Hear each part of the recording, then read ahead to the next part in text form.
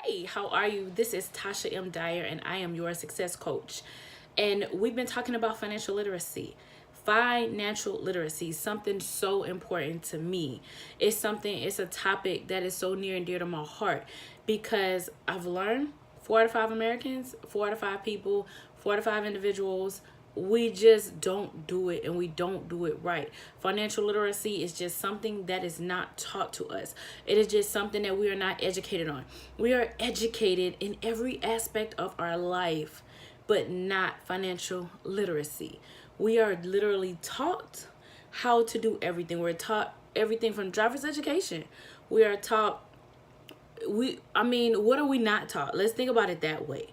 You are taught driver's education. You are taught everything in life. You are taught what your job needs you to do. You are taught from the time you go to school. But what are you doing now? So here we are. We're here today, as I promised, and we are here to discuss budgeting. It's our next segment in this financial literacy. So get ready. Here we go. We're going to dive deep into budgeting. Financial literacy, let's go. Let's get it. We have to be educated on our finances. This is the topic, and this is something that's so very important. So buckle up and get ready because we are going to discuss this and we're going to change the dynamics of our finances. That is what we are going to do. As we dive into budgeting, it's just a few things that alarm me. Are you aware?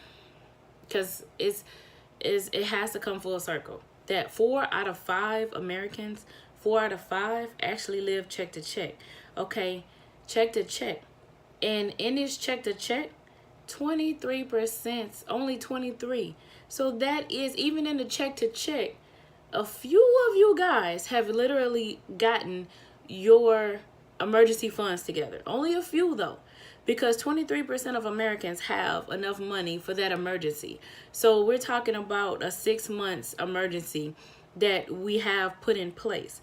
So we're talking about a financial emergency, about 6 months of funds put to the side. So 26% though have absolutely no savings. So that means absolutely nothing. That means if something happens, if anything comes up, you literally have nothing put to the side, that you can't cover anything.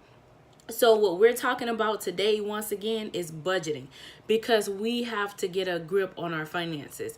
And how do we do that? We create a budget, and a budget can be on a paper.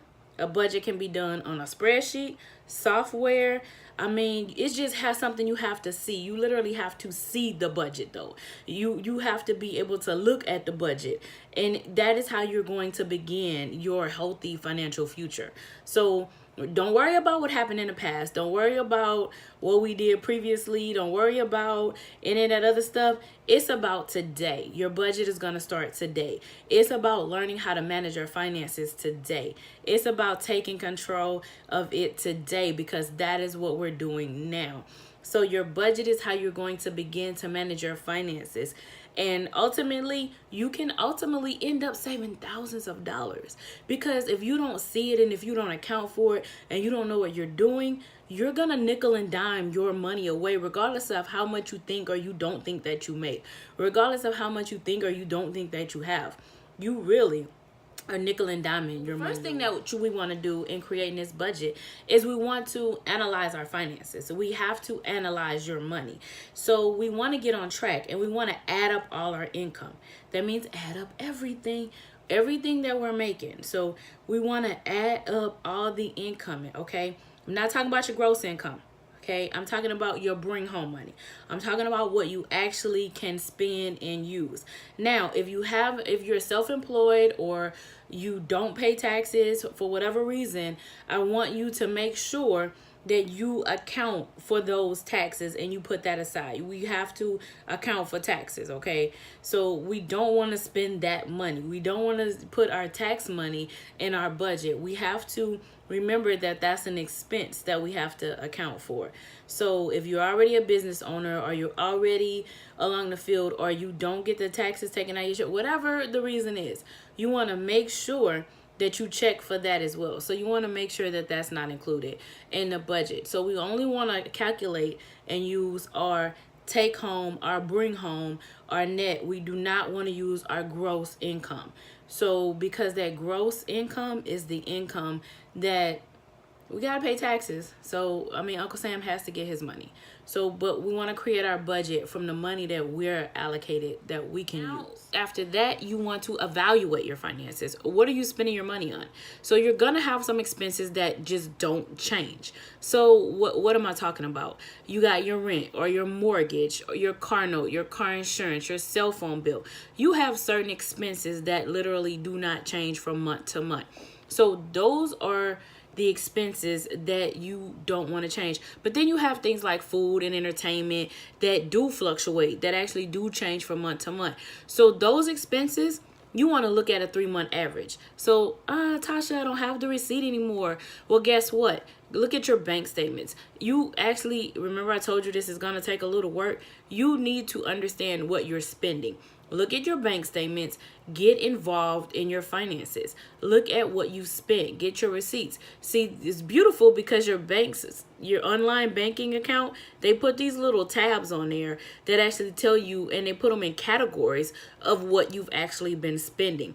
So you can literally look at what you've spent and kind of categorize what it is and take a 3-month average, and that's going to give you an estimate of what you've been spending, your gas, your groceries, your entertainment, all of those things. So because we want to get a good grasp on where your money's going, because this is how we're going to evaluate your finances. Now you want to evaluate the difference. You want to figure out the difference of your spending habits. So you want to take that yearly income that we just calculated, and then we want to subtract the expenses. So if you literally have less, you're spending less than what you make, yay! Okay, you're off to a good start because you're actually spending less than what you earn. Now, if you're doing the opposite way, this is really, really important for you, even more important. It's important for everyone to have a budget. It's important for everyone because even if you're spending less than what you earn, imagine how much more money you can have. But if you're doing the opposite, we really have to readjust your finances because you want to get a good grasp on what you are really doing with your money.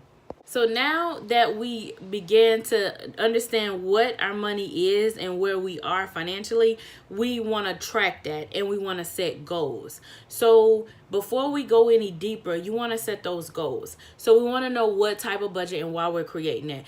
What do we want to do? Do I need short term? What do I need short term? So, and what do I want to accomplish long term? So do I want a child's education? You know, do I have that coming up in 10 years? Is that coming up in 5 years? So those are examples of long-term things. What about short-term? Do I want to buy a house? Do I want to buy a car? Or, you know, what exactly do I want to do? These are important things that I need to be looking at when I go to create a budget. I mean, even if I just want to purchase a TV. So should I be financing a TV or should I just go out and purchase a TV? So these are things that I should be thinking about and not just be making random purchases. You know, these are all things that I should be doing and making good financial decisions. You definitely want to track, you want to trim, and you want to target. Because if I'm tracking my expenses, I actually get to see that I'm spending money on things that I might not necessarily need. So you'll realize how much money you're spending on eating out, how much money you're spending on the movies, how much money you're spending on things like getting your nails done, all of those different things. Now, I'm not telling you that that's not what you need to do, because guess what? I myself love those things. However, at the same time, how does it interfere with the budget? Now, remember, this is a budget you created. This is a budget that you put in place. But yet, you have a goal that should be more for what you want. This is a goal that you put in place. This is a budget you created. So you have to understand that you're going to have to trim around this area. Some of these expenses were guesstimates. Remember in the beginning, we did a 3-month estimate. So if I find that I'm eating out too much, guess what? I might need to cook a little bit more, because this purchase, this college education, this short-term goal, or this car that I want to buy, you know, this getting out of debt thing that has been hindering you, that you want to accomplish, that might be a little bit more important than that movie. How about you wait till it comes out on video, or whatever the case may be? So those are things that you have to be able to look at. So don't complain about, I don't have any money. Lay your budget out, look at what you're doing, and trim it. Figure it out and set goals, set targets. Okay, guess what? I realized that I was spending X amount of dollars on this, or I was doing this, and I need to adjust from here. Cut back on your spending, because when you can actually see it, it'll make more sense. You'll be able to see that I'm spending too much here, and I can make adjustments from there. Make it realistic though, because nobody can tell you what your budget has to be. Nobody can tell you what your budget needs to be. This is a budget that you're creating for you and your life and what you can do. But the thing is that I need you to understand is that you have to write it out. You have to write it down. My budget is not going to work for you. Your budget is not going to work for me. But the budget has to be a budget. It has to be written out. Whether it's on a sheet of paper, a spreadsheet, whatever it is, you have to have a budget. A budget is so very important to life. You need it. We have to have those emergency expenses. We have to have all of those things. We have to be able to have that emergency fund. We have to pay off debt. We have to save money. We have to invest in ourselves. We have to do those things. We have all these things coming up. What I do know is that the answer is not living in debt. I do know that regardless of the type of budget that you choose, regardless of how you choose to do your budget, and we'll go deeper into budgeting. We're not done with budgeting, but 4 out of 5 Americans living in debt, 4 out of 5 Americans living paycheck to paycheck, 23% of Americans having no savings, no 6-month savings, and 26 having no savings at all, 26% having no savings at all. That's not the way to live. So we have to understand that we have to have a budget, and we have to understand that we have to become more financially literate. Financial education is probably the most important thing that we can do for ourselves. It is the most important thing just about out there. So that's what I'm here for. We are here to educate ourselves and become financially literate. So budgeting. Financial literacy is so very important, and it is definitely a topic that we are not done with. So with that, you all just have a blessed and wonderful day. Just financial literacy. We talked about budgeting. We're not done, because there are different types of budgets you can have, but you just have to have the right and find the right type of budget that actually works for you.